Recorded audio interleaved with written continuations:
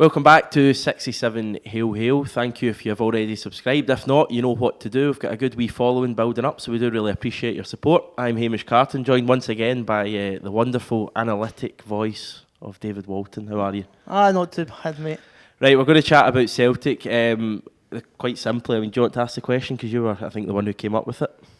Does the Celtic 11 pick itself? Has Neil Lennon found his best 11? Do you think? No. I'll tell you why, because he's thrown Jeremy Frimpong into the mix here, and that's opened up a big question all of a sudden because of how he's performed in such big games recently against Aberdeen and Hibs. I think the question mark, and I was dismissing this a couple of weeks ago because he hadn't really been tested, I didn't think, after his first two games against Partick and Ross County. But he's faced some of the stiffest tests we'll play domestically, and he's not just held his own, he's been really impressive. Hatem Abdelhamid seems to be like some sort of pay-per-view signing, you know what I mean? He only plays in the mega games. But I think Neil knows his strongest 11, but it's not a team that's going to play every game. It's not a team that's going to play the majority of games, I don't think, either. Yeah, I mean, he brought El Hamid on Saturday at Hampden as a kind of fireguard later on, just when we were maybe coming under a wee bit of pressure. I think he almost went three at the back, didn't he? He moved Frimpong up the wing a little bit, and I don't think Frimpong was quite as effective there.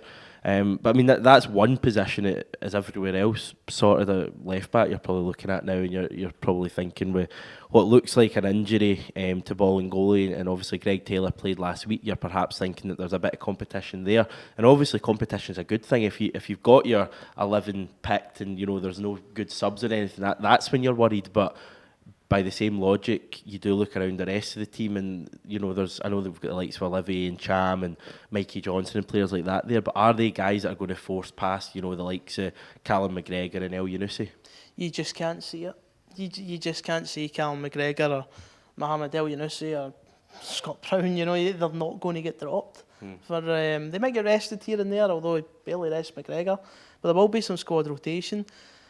I think when you talk about Greg Taylor, it's a bit odd. I mean, is he even a second choice now? Because Johnny Hayes keeps getting on every single week. I mean, I don't know if on Thursday Neil's actually going to give Taylor his chance, because Hayes has, and I'm not for this, I would play Taylor, but I think Lennon's a big fan of him. He has Europa League experience. He actually performed quite well in Valencia.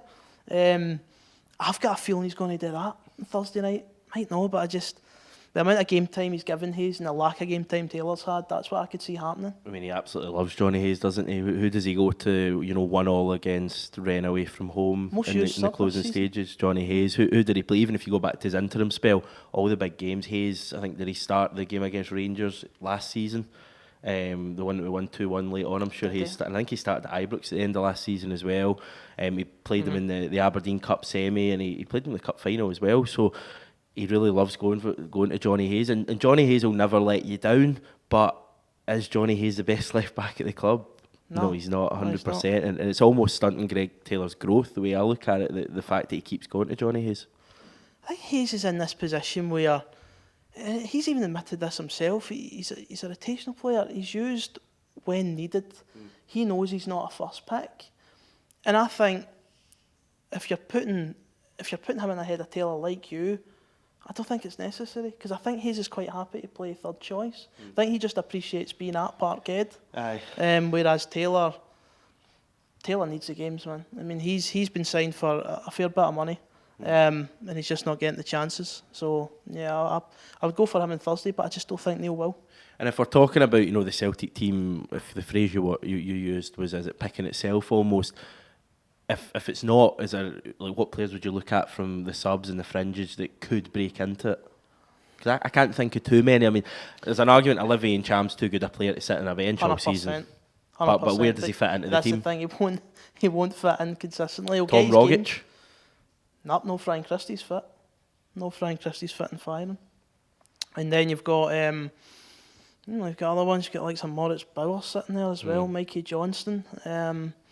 I think it's great for the depth. Yeah. It's absolutely great for depth, but I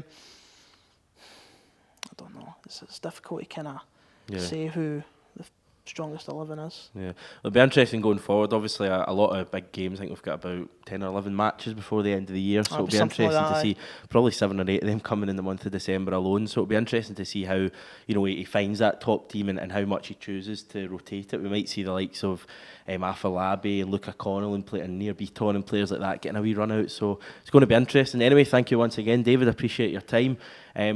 Just a big thank you to you so far, and we've been getting a bit of a support on YouTube, 67 Hail Hail. So if you're watching this video, if you've just happened to come across it and you've not yet subscribed, you know what to do, and we really appreciate all the support about there.